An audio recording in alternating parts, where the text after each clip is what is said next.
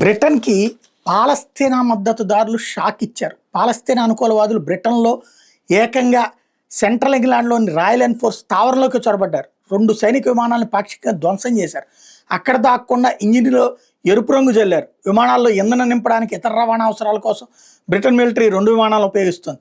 తమ వర్గానికి చెందిన 2 వ్యక్తులు బ్రిన్ నార్దర్న్ ఎయిర్ బేస్‌లోకి చొరబడి విమానాలను ధ్వంసం చేసినట్టు పాలస్తీనా యాక్షన్ గ్రూప్ అంగీకరించింది కూడా.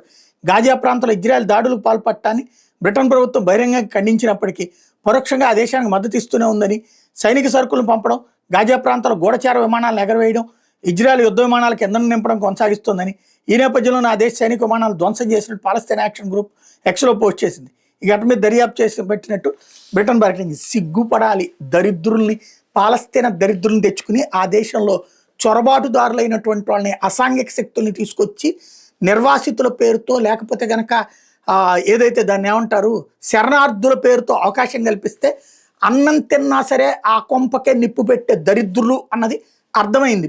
ఇప్పటికైనా సిగ్గొస్తుందా లేదా బ్రిటన్ అనేది తేల్చుకోవాలి.